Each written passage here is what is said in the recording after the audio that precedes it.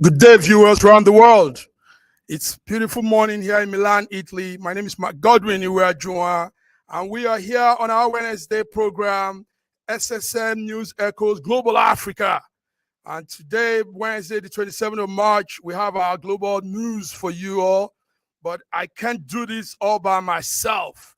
Around the world, our coordinators, friends, and partners in this media business in faraway Lagos, Nigeria, is our man, Olayinka Raji. Big brother, how are you? I'm very well. Good morning, Mark. Good morning, viewers all over the world. Good morning, Raji. It's good to see you. Yeah. And we know you're here with the update. In faraway Toronto, Canada, this morning, I think it probably be like early morning in Toronto this time, is Sir George Shuku, the man that takes time to be with us. Good morning, Mark Godwin Iweajunwa, and good morning, Raji. Good morning. And good morning, viewers from around the world. Welcome you to our show. Today is going to be a fantastic one.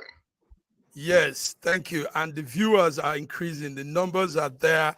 Let's say this first to our viewers. Thank you all for the support, the follow-ups, and all you do, keeping this network running. George and Raji, impressive feedbacks from our viewers. The numbers are climbing. In Russia alone, we have close to 6 million views in the month. Wow. And now in Europe, the numbers are growing. So we want to thank our viewers for keeping it real with us. Yes, so we're here. This is what we do. We are not most times politically correct. We speak from our heart, but we just say it as it is, you know. And this morning, we have a lot of things to say as it is. But first, let's run through some newspaper headlines we're following. Take note that there's so much in the news. The news every day is filled with informations and news updates. But what we do is streamline it, look for some ones that are a little bit worthy to talk about, and we run with it. This morning in Kano State, Nigeria, that's north of Nigeria, a court in Kano has sentenced a Chinese national, Frank Jian Zhongron, to death by hanging for the murder of his girlfriend, a Hausa girl, Ukaltamu Buhari. It says Frank allegedly killed this girlfriend over a misunderstanding between the two of them. So that's in the papers. All newspapers are carrying this morning. And I think we have a picture of that too. The man and the girl that he killed. So that's Frank Queen Guamgum. Now he's to be hanged too for killing his girlfriend. Also in the news this morning, a major headline is a story coming from Abuja. Today, Wednesday, the 27th, the soldiers that were killed in the Okuama community in Delta State will be buried. So the President, Bola Ahmed Tinubu, is billed to be a special guest of honor at that burial at the National Cemetery in Abuja. So this is coming on the Nigerian Army X handle. As at early this morning, this is what we had. So you all remember what happened in Okuama. There was a clash over land dispute between Bomade and Okuama community. Soldiers came in to intervene, and it was said that 17 of those soldiers were killed. So that's a grievous offense. You don't quarrel with servicemen. Also in the news from faraway Africa, Central Africa, is Kenya. Kenya International Airport had a fire outbreak during the week. But this morning, they're announcing that the airport is open. It was temporarily closed because of the fire, but this morning it's open. So this is what we have so that we don't take all the time. Guys, do you have anything on this newspaper update? Quick one. Anything? Do we run with the major news? Yes, well, I think no, I'm talking about the absurdity of this, or the impetus of this man to be in Nigeria and to kill a Fulani, a Nigerian native. This is just, I mean, I have had so many, really news that are not very palatable and doesn't sit well with me. The attitude of some of these Chinese people when they're in Nigeria, the way they treat our people, at the jobs, and the way they act as if they are gods over them and all that kind of stuff. I really don't understand it. I'm so happy that, in a situation like this, that, justice is being done. I mean, how dare you? How dare you? What are you thinking? You kill, you are in a Chinese in our own country, and you come there and then you kill, in spite of the way they treated Nigerians in China. I'm so serious. It just breaks my heart, honestly speaking. No, this was a crime of passion. Crime of passion. So there's a crime for crime for passion. Tell us so about wait the crime of passion. Wait a minute. Was there something? Was she caught doing something wrong? She was his girlfriend.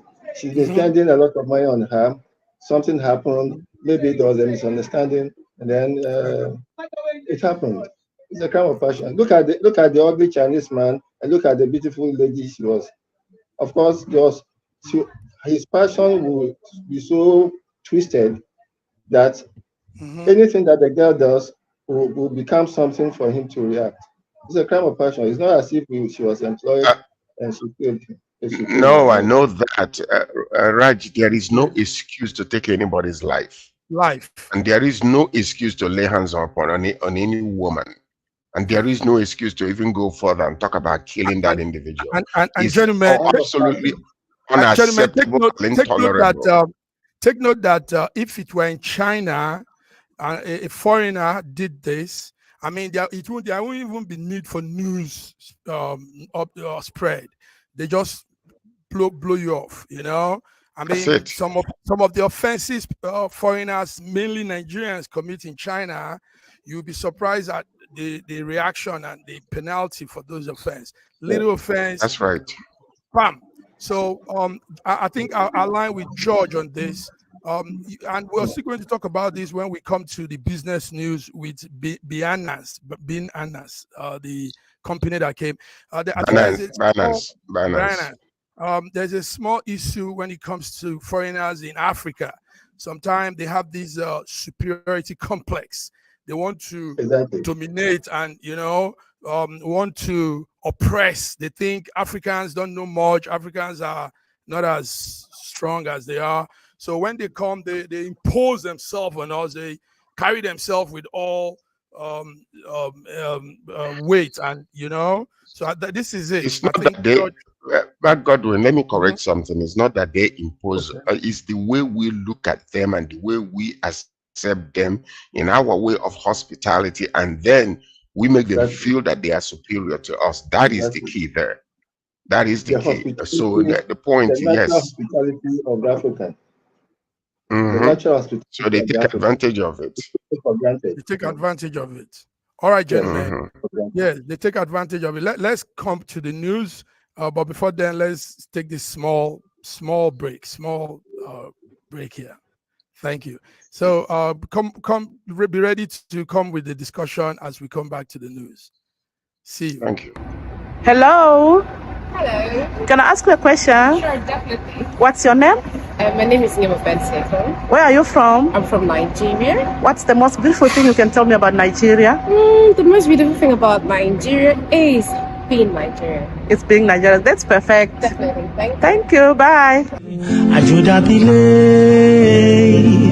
No matter where you go, make you not forget area. Na Naija tí òde bá ti lè padà wálé o. How I wish, say, I fit reach you anywhere you dey. You dey far away. That's one no say make you dey born area. Motherland, yo. Yes, no matter where you day, don't forget home. And that's what we do on Wednesday. We talk about Nigeria, we talk about Africa, because that's home for many of us, even in the diaspora. So, gentlemen, let's go on now with the news on discussion. Number one is I want us to talk about something that is very, very serious, and that is kidnappers, bandits, abductors, and all this situation that doesn't make us look good in the international scene. Early this morning, the president said kidnappers in Nigeria should be treated as terrorists. Our president, Bola Ahmed Tinubu, said those that resort to kidnapping children are cowards, incapable of confronting the mighty power of the Nigerian armed force. So he said they are cowardly, so they should be treated as terrorists. He was saying this in a late night on the Ramadan breakfast in the State House. And I think that's a worthy statement to look into, because of a truth, gentlemen. We've not been treating, the federal government has not been treating the kidnappers as terrorists. You know, we hear of them being enlisted into the army. We hear of them being recruited back into some major important places. And we begin to wonder, how do you just get somebody that has committed a huge crime against humanity and you make it look like it's not a problem? He's welcome back. And yes, we want peace. Yes, everybody wants to have peace with their neighbors. But I mean, some of these people are not even worthy to be giving such treatments. George, let me start with you. Then Raju will give us from the Nigerian perspective. George, why is it now that the federal government is saying kidnappers should be treated as terrorists? I mean, the federal government is saying that simply because Bola Ahmed Tinubu, our president, is sick and tired of what is going on in the north. Okay. This is something that has happened so many times. We've seen it happen so many times, whereby you don't talk about arresting the kidnappers. It's only negotiating with them, giving them money. They go, because they were intentionally brought into the scene originally during the Jonathan era. And now all of a sudden they have become masters of the nation. And them knowing the reason why they brought them originally and still collaborating secretly with them is the reason why whenever they are arrested, you hear about them being arrested, then all of a sudden you talk about rehabilitation, bringing them back into the military. Can you imagine? That is a deplorable way of thinking, because they don't want to, they feel like their people are different. Therefore, we bring them in, we can, teach them whatever Quran says and bring them back, and that's rehabilitation. It doesn't matter. If this type of thing is happening in the East or in the West or in the Midwest, you will see a different reaction. So I think it's about time for Bola Ahmed Tinubu, a straight message to you. You need to continue to attack this situation, go to the root cause of it and destroy these people, because they are destroying the nation. We cannot tolerate this anymore. And I want to thank you for making this statement, but let it work. Don't just say it with your mouth. Don't just say it with your mouth, and then tomorrow they will intimidate you to, backing off. Go to the root cause of it and destroy these people, our economy, our state of affairs. Everything is embedded in all this particular problem that we are facing. In this kidnapping situation, it makes you look so bad and it makes you look weak, Mr. President. So go after them and destroy these terrorists. That is the only thing you can do to make the nation have peace. George, your voice is loud, and I guess they are hearing you also with this very, very important message you've put out. Raji, the president also said they are cowards. They look for soft targets. They go to school, they kidnap little kids, and they cause disaffection with our community. He said it's time to treat them as terrorists, because these people are not worthy to be treated in any soft way. We know the story, Raji. We know since Jonathan from the Chibok girls to the Dachi girls to the Kankara school to the Gagarab school, Kaduna, Katsina, Niger State. These people have been ravaging our community for years now. Raji, what's your take? Treat them as terrorists. That's what the president says. You know, sometimes you see, maybe I'm so much steeped in history, not to go back to history sometimes. But we saw situations where El-Rufai declared that they have been paying these bandits to stop killing Nigerians. Obviously, these bandits are aliens.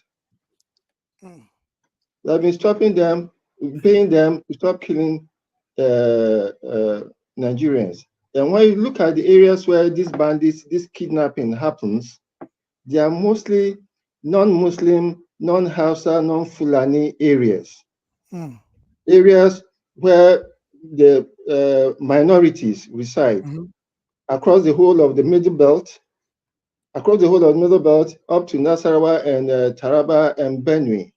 You know, I can assure you that why do we still have IDP camps in the country at this time? Okay. It's all part of the history of displacement of indigenous people and resettling their areas with aliens that were brought in from outside. Now it has come to this kidnapping for ransom. The first time there was a kidnapping for ransom, and ransom was paid, which was negotiated by Gumi. That was the time that we actually instituted that as a business. How can you pay ransom to kidnappers and have a middleman who goes between you and the kidnappers to negotiate ransom?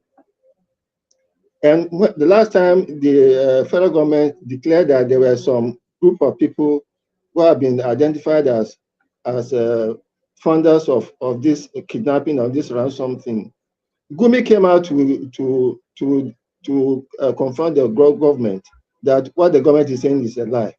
And this is the chief negotiator between the kidnappers and the ransom takers, and he's working free. Now, as George mentioned, the treatment that is given to the people down south is different from the treatment that is given to the people up north, and it is very it shows us that we cannot be a nation of the same people.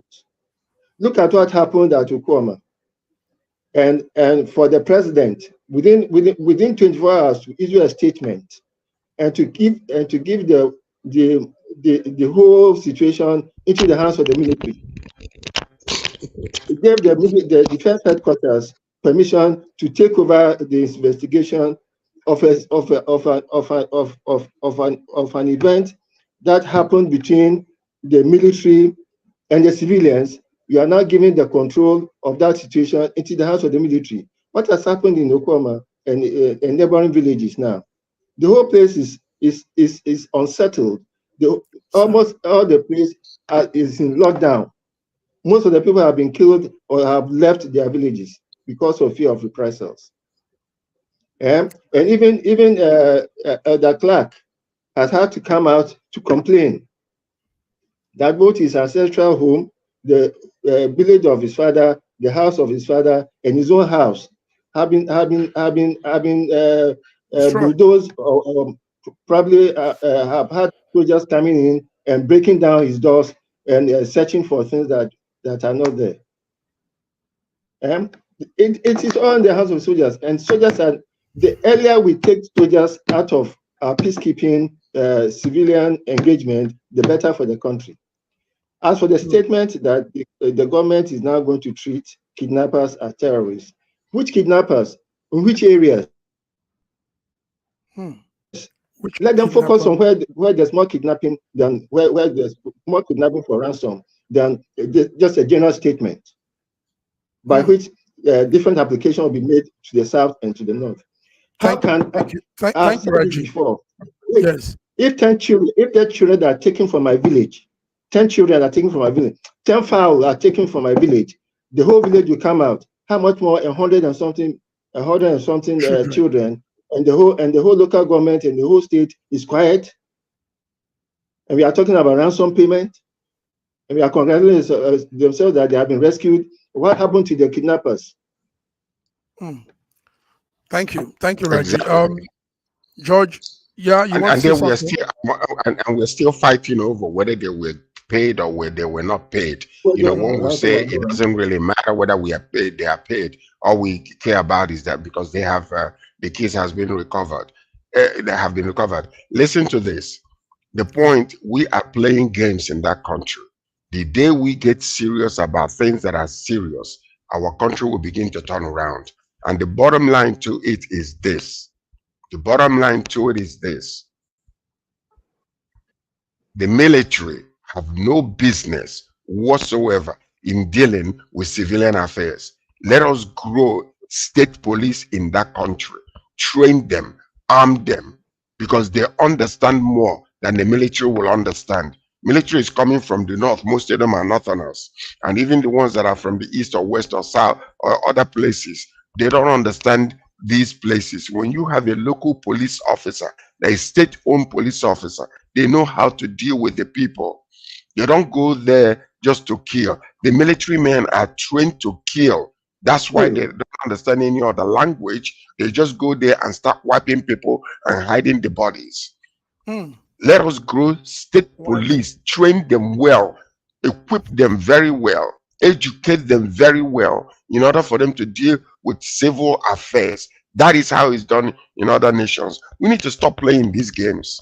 And it's being allowed simply because northerners are occupying most superior positions in the military. That's why it's being allowed. Mr. President, please pay attention to us and let's change the narratives and the conversation in our country. Hot one. Thank you, gentlemen. So that's it. The president has finally said kidnappers must be treated as terrorists. But the sad thing there is it's been years of torture, years of abducting people, years of sexual abusing these little kids. And it's sad because they target school children in mass kidnapping. And they hurt these little kids. The trauma, the afterlife of these children has never been the same again. I mean, we all saw the recent ones where they had to bring them out looking so raggedy. I mean, look at these kids. Why will you want to do this to innocent little children, all because they are in school and they are vulnerable? Is a sad one. So, like George is saying, with all affirmation, yes, we here in SSM News Echoes, we stand and say, Mr. President, it's time to change how things are done. You know, Raji and George, one problem is most times our country wants to play the politically correct leadership, you know, and in most cases, it doesn't apply to us, you know, those things that look like it's politically correct. It doesn't really apply to our environment. Is that not so, Raji? What do you think? So I think the state police, like George is saying, communal security men, vigilante, this could play well for us. Yes, they could. It's time. Yes. It's time. Yes. The army has no business in discussing communal peace within the community. And then for the fact that, you see, in all these happenings, the Delta state government has been completely sidelined. What are we talking? What are we talking about? This thing happened in Delta State and part of Bayelsa State. Both governments have been sidelined. Okay. Can you imagine that? The governor could not even be allowed to go into some of these places where people are being killed. Can you imagine? You see, that's what I'm saying. What they're doing is they're treating the people as second-class citizens. When you have these people being kidnapped, they're being kidnapped in the north, being paid billions upon billions of dollars in naira, you know, and they get away with it. And then when it comes to the state where things ought to be, you know, the governor ought to take charge and fight because he knows the people and know their people, they will not even allow him to go in. The federal government comes and takes over. and we're talking about one Nigeria, they better be careful and take a look at what is really going on, because the reason why people are behaving the way they behave is simply because of the way they've been treated. Okay, thank you. Gentlemen, let's go to other issues again. Before we go on the break, we're going to take time to look at two issues. Number one is the quality of infrastructural work in Nigeria. And that is coming with the video that went viral, collapsed road in Anambra State. I think let's show the video and let's talk about it, because it's time. And I'm happy you guys are here. This is the only channel that could do this. I mean, most conventional TV stations in Nigeria will not want to say anything because they're afraid of what government might do to them. But we don't. I mean, we stand for the truth. Our conscience pricks us when we don't say the truth. So, gentlemen, look at this video and let's talk about state of infrastructure in Nigeria generally. Anambra, our case study.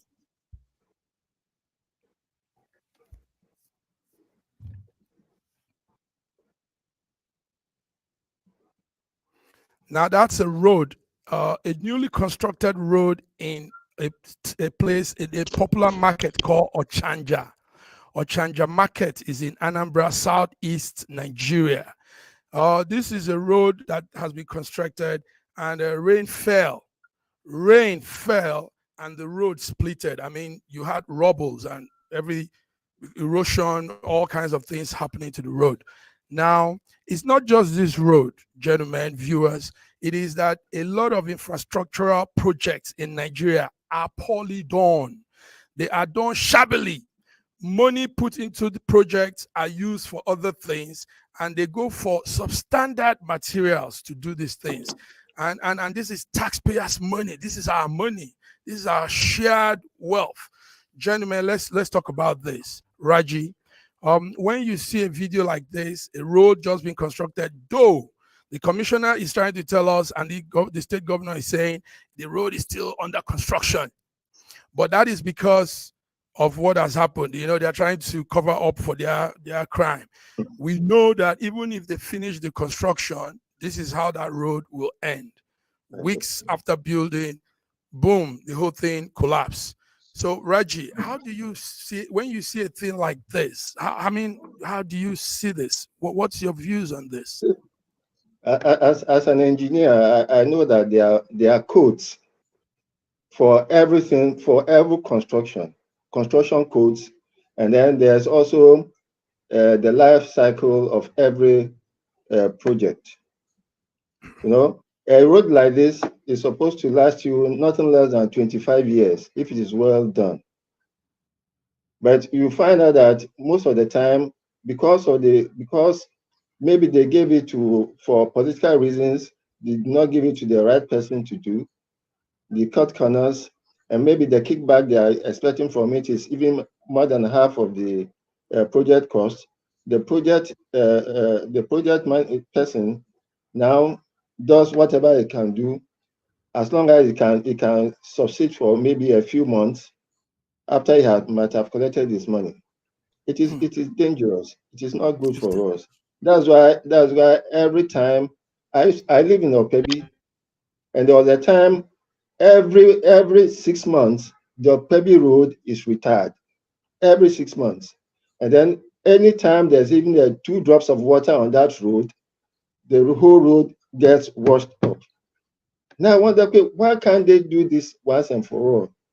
But it is maybe somebody's means of livelihood, that for regular maintenance, he has to do it every 6 months so that he can get money out. If he does it once and for all, there's no money coming to him. So maybe that's what happens with a lot of projects. So citizens suffer because of 1 or 2 business people that have interest in making money. Gentlemen, yes. George, hold it there. Please hold on to this topic, but let's go on this small break. So we'll come back, George. George, we were talking about infrastructures and how deplorable those infrastructures in Nigeria are not only in Anambra, it's all over in the southeast, north, south, north, wherever you go. Federal projects are done, boom, boom, boom, boom, boom, boom, and everything scatters. We come back, gentlemen.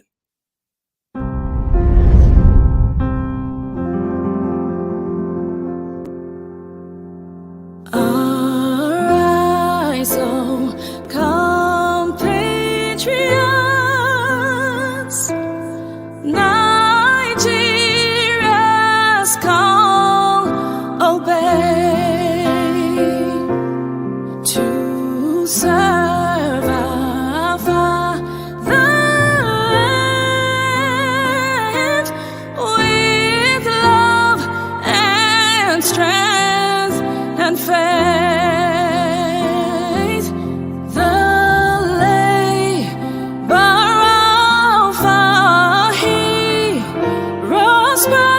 Shall never be in vain, to serve with heart and might, one nation bound in freedom, peace and unity.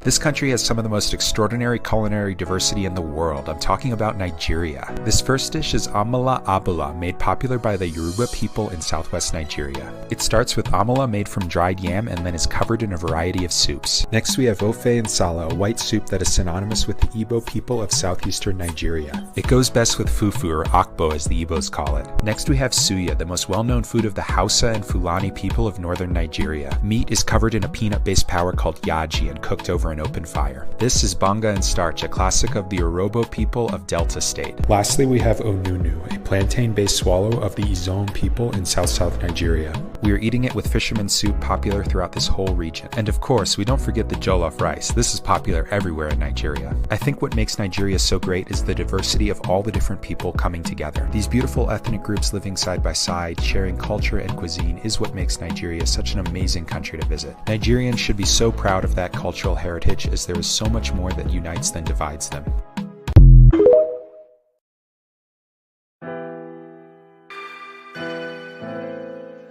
Syringes Story magazine is an African international bi-monthly magazine based in Milan, Italy, and founded in 2016. The publication focuses on personalities, fashion, style, entrepreneurship, and culture for Africans.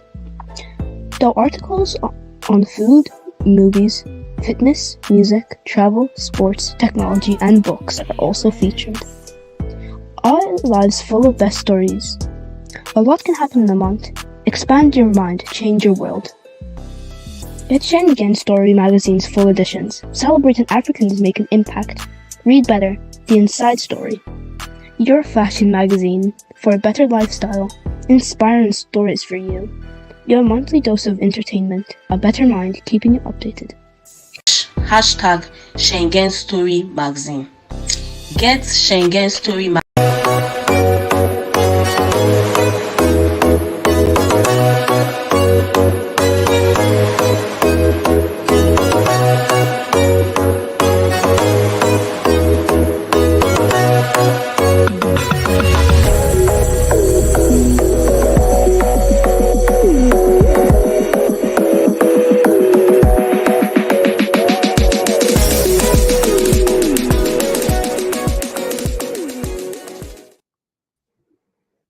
Viewers, we're back. You're tuned in to SSM News Echoes Wednesday Global Africa Update.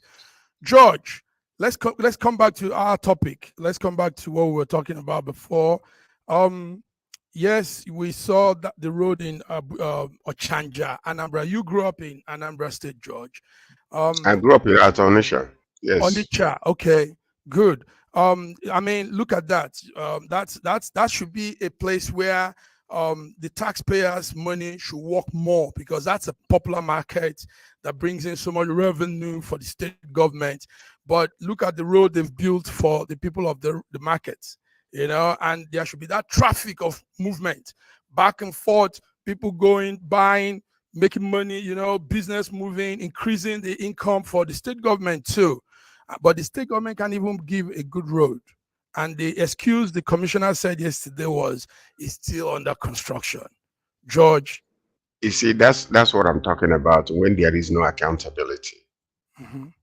And everybody starts giving excuses, one reason or another. I don't see anybody successful that gives excuses for being successful. It is only failures that are giving excuses. Number one, Governor Soludo, a week before this thing, inaugurated that project when it's not even finished yet. And then the Commissioner for Works, what's his name again? Ifanyo Okioma, came here giving excuses. So that means they are accomplice to everything that has been going on. Look at the roads that are being worked on. Can you imagine? Okay, they're giving excuses. Oh, that it's only 20 minutes rain that caused this damage. 20 minutes. 20 minutes. Can you imagine that? And then they have impetus to come and start talking nonsense to the people, wasting taxpayers' money. It doesn't make any sense. And the point is this: they give these contracts to their friends so that there will be kickbacks, and that is the reason. And they do the best they could to use whatever the cheapest material available and the worst type of workers in order to save money. When it was Peter Obi's time, I can tell you, I drove through the roads to see what Peter Obi did. He used to come there to check the construction. When they were laying, he used to go, and you will never know when he will show up. He held people accountable. Most of those roads that he built in between villages and all the way from all through Anambra places, internal roads, they are still good up until today. Why? Because he demanded accountability, held the people responsible, not just kickbacks. What's going on under the table type of payments and money. So even if Okioma, be very careful, because if care is not taken, if investigation will be done, who can find out who you gave this project to do and what your relationship to it is, for you coming out and talking this nonsense and giving all kinds of excuses. It doesn't make any sense. This is happening all over Eastern region. And nobody comes out to say, oh, wait a minute, how come this road that was built last year is already all messed up? Some of them, when the government ends, they will take all the money and run away because there are no accountabilities. And then a new government will come and start all afresh again. This is what you're seeing. Look at that. This is nothing but whitest sepulcher, just shining on top, and everything below is just messed up. 20 minutes of rain just did this. But we have some, as much as we say what we say, we also want to give kudos to the governors doing well. Abia State Governor, Dr. Alex Oti. Yeah, we heard he's pulling up good performance. The roads are coming well. We will not give much of the compliments now. Let's watch also as time goes on, since it's just some months to his tenure. Let's see how it will look in the next 1 year, 2 years, 3, 4, 5. Then we can really say, yes, the man is pulling good, he's doing well. Anyway, that's it, viewers.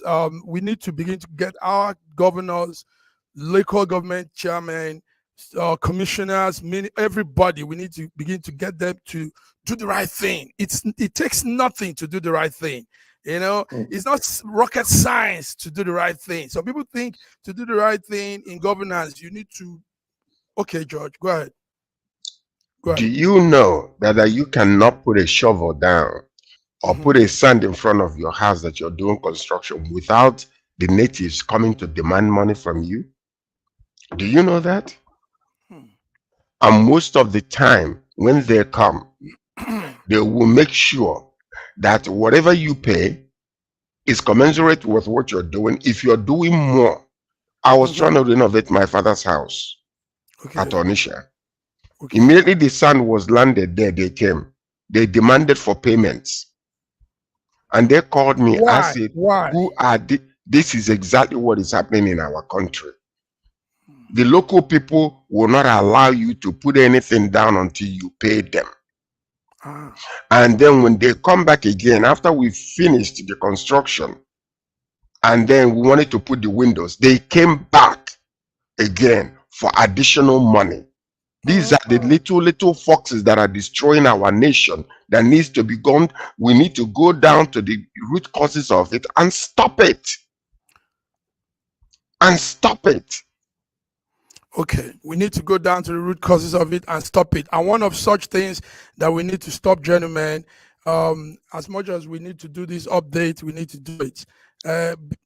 Binanza, I don't know how you pronounce that word. Update, yes, Binance. Sorry, I'm trying to bring up. Okay, this is it.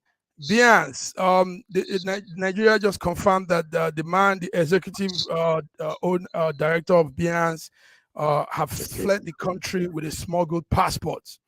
Nadeem Ajuwala holds British and Kenyan nationality, and he has been the Binance African region manager. But now he has taken off from our country. And the Nigerian agency is working with Interpol to get a warrant of arrest on him. Gentlemen, why I'm bringing this up is, is it that we are slow to? Good, thank you. A viewer has put in words there. Starlet Entertainment. He said, this is toggery, must not be tolerated. This is just criminal. Thank you, Starlet. Starlet, it's real criminal. So how we're looking at this, gentlemen, let's look at it like this. Is it that these foreign businessmen come to our country and think they are smarter than us? Or is it that our government don't know how to deal with foreign investors? I mean, you can't do this, a Nigerian can't do this outside Nigeria, for sure, no matter who you are. So, but these people come, play on us. I don't know if we feel inferior when we're with the white business people, and we shouldn't be. They are human like us. But just look at what this guy has done. And he has gone off. Now he's on the run and probably has done a lot of havoc consigning with his company and all that. Gentlemen, Raji, what will you say about Binance and this whole thing? First and foremost, is Binance registered in Nigeria to do business? Okay. And what kind of business were they doing?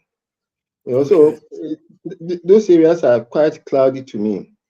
But having been arrested and being able to escape from custody is the question that I need to ask the government. That where was the collusion with the security people who are supposed to guide him that made it easy for him to leave custody, to go to the Abuja airport without being recognized, for him to get on a plane and then leave the country. There must be some local collusion, and it's all those people who are doing all those funny business with our currency, with our naira. For us now to be looking for international assistance in arresting him, it's just like closing the gate after the horse has bolted. Yes, so that's true.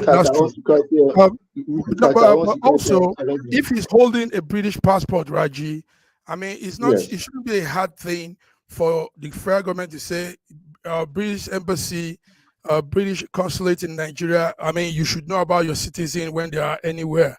So where is this guy? How did he go? We shouldn't be saying this, that he has left and he escaped and all that. I mean, they know how to bring him wherever he is. He's having their passport. He's a British citizen. So, George, they don't have any responsibility. They don't have any responsibility to help you arrest him. They don't have any responsibility. So then what are they doing as consulate in Nigeria? Why don't they have the responsibility? They don't have. A citizen came in, you arrested him, you allowed him to escape. What do you want the British to do for you? Look at your own security arrangement that allowed him to escape. Look at the collusion that at all levels that allowed him to leave the country. Didn't you have? But I understand that the security people had his British passport, so he might have used his Kenyan passport to escape.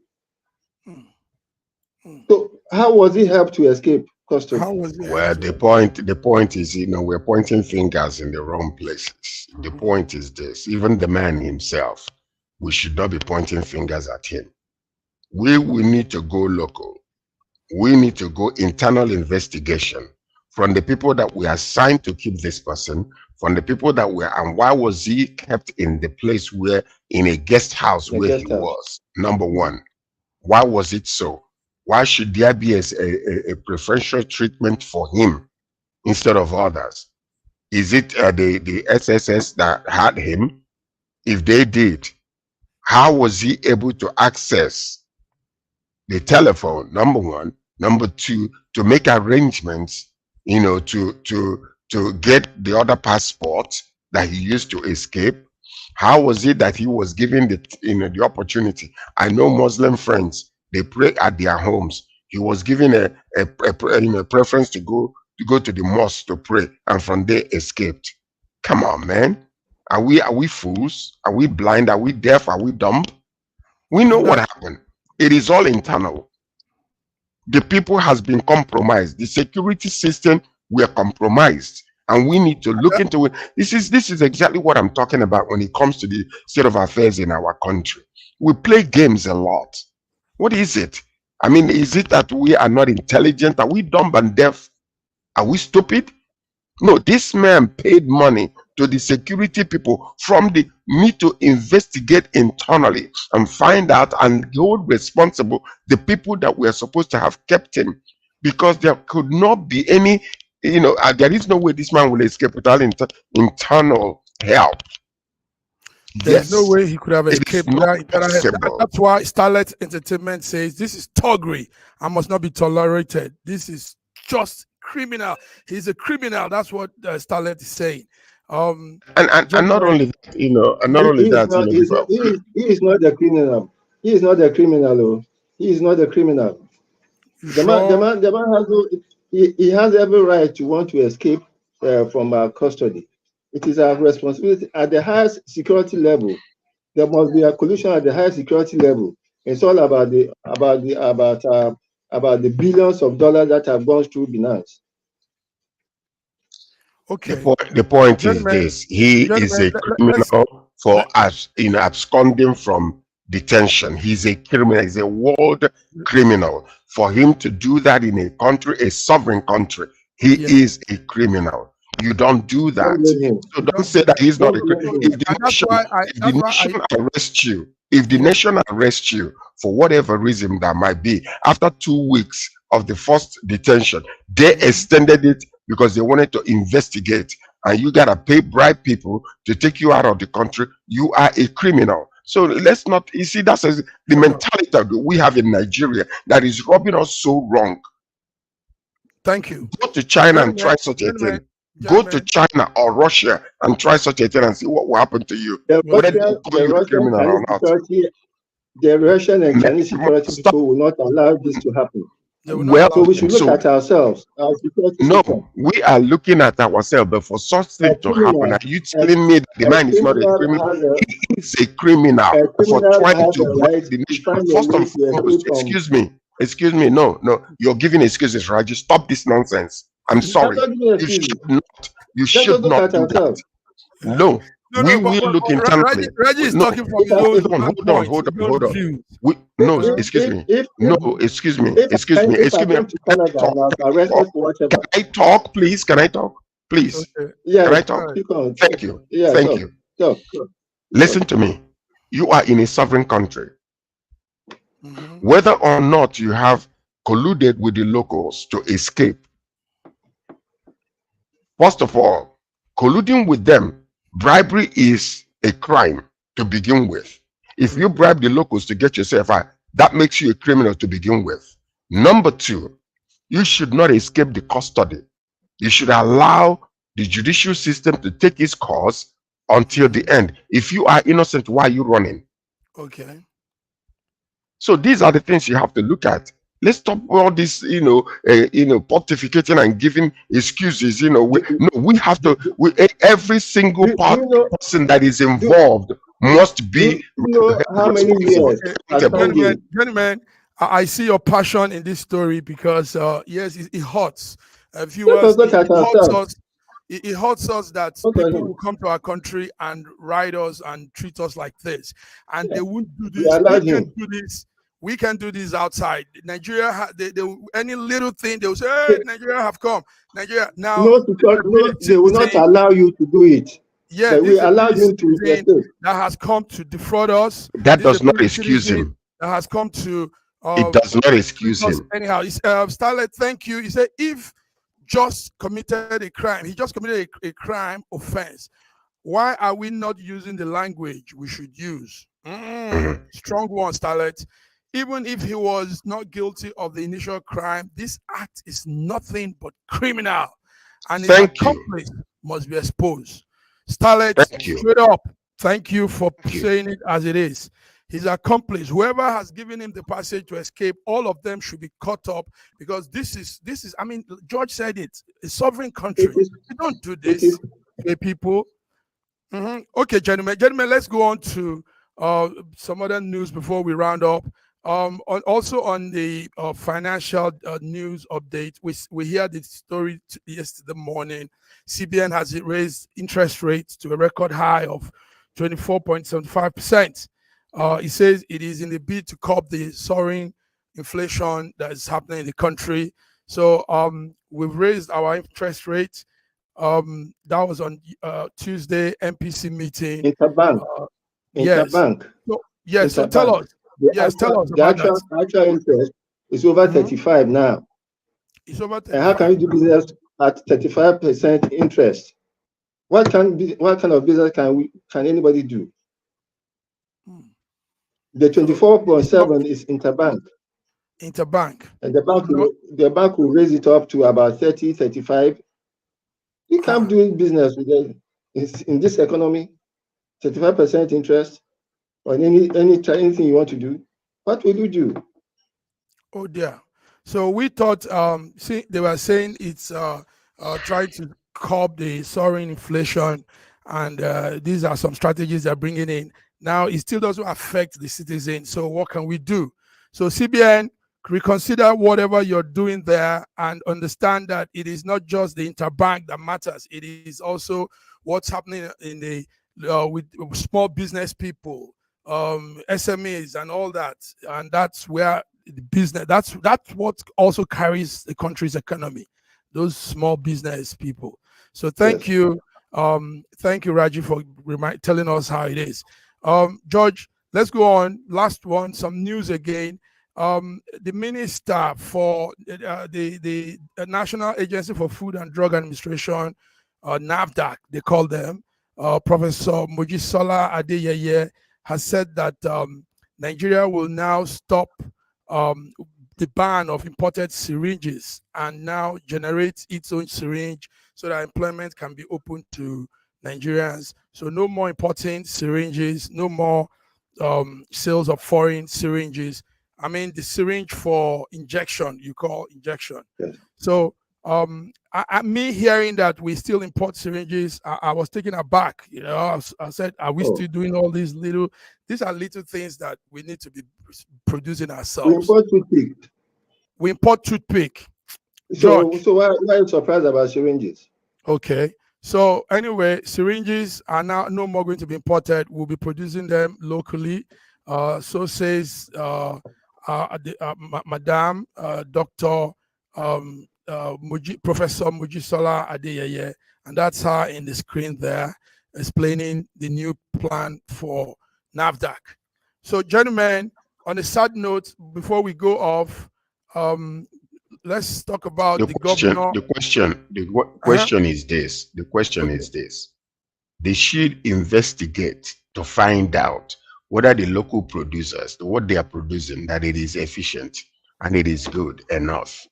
or just, making a statement arbitrarily, and then all of a sudden we come back and we don't even have enough, and then we have to start smuggling them in. You see, before you make such statements, are you going to just almost like, what happened? No, seriously, because this is a matter of life and death.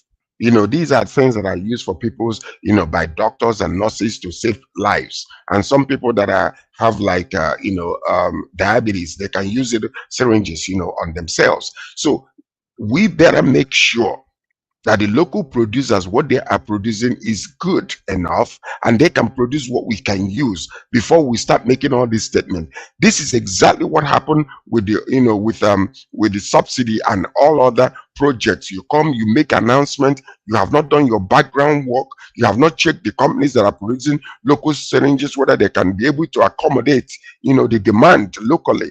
So let us make sure that it's not just one of those fly-by-night type of statements that will come back and bite us again.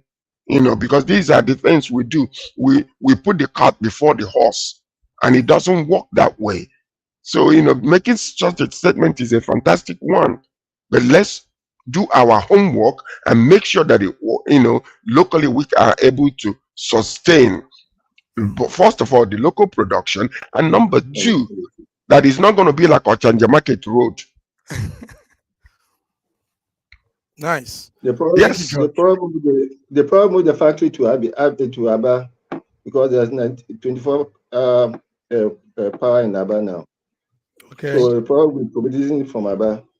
But what George just highlighted are important facts to consider. Very important. Yes, very, George, very good one.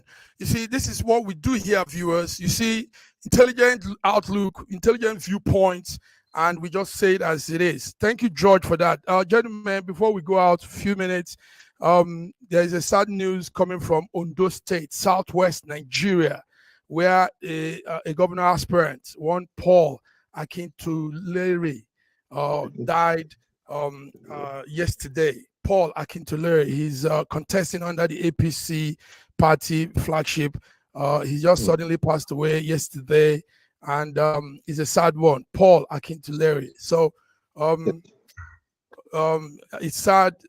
Somebody trying to contest for a governorship election, boom, all of a sudden slums. There's no suspicion about any foul play anyway, even though he had been saying that his life was at stake or was under threat. Oh, he had been saying that his life was under threat, but I don't think there was any foul play yet. George, Starlet Entertainment is still putting good right up here. He says, I like Sir George's take on all these issues, especially the health-related topic. This comment will lead to inflation of the price, if anything else, just like the PMS subsidy. Starlet, you're following us. We like this. Thank you, George. That's for you. Thank you. Yes. You. All right, viewers. Gentlemen, let's go. SMM News Echoes will be doing a live coverage of the burial in Delta State. The soldiers that were killed. We want, because the service will be going on soon, so we have to also leave so we can see what is going there in that service. Issues like this concerns us. This is our country, these are our people, these are our servicemen, and this is what we do here, patriotic Nigerians in the diaspora. So on this note, guys, I want to thank you for coming. Wednesday News Update, Global Africa. Raji, you have anything to say? No, not more. Just that may their souls rest in perfect peace. They gave their life to the country. It's unfortunate. George, the way they had to. Yeah, our special condolences to the families, because when we look at these things, there's an Igbo proverb that when you're carrying another person's corpse, it looks like you're carrying nothing but wood. Many people are suffering, the wives of these men, the children, and the fathers and mothers of these men. They are all in pain this morning, so our special condolences to you, and to even to the governor aspirant from Ondo State, Paul, the family. May the Lord grant you guys peace and strength during this period that you are going through. So that we are with you. We are mourning with you. We are mourning with you. Lord grant you strength. Gentlemen, thank you for coming. On Friday, we'll be here to give our international update. Viewers, thank you for tuning in. It's been SSM Wednesday Global Africa Update, and you all had gentlemen here, intelligent speaking, good viewpoints, and we are out. Thank you.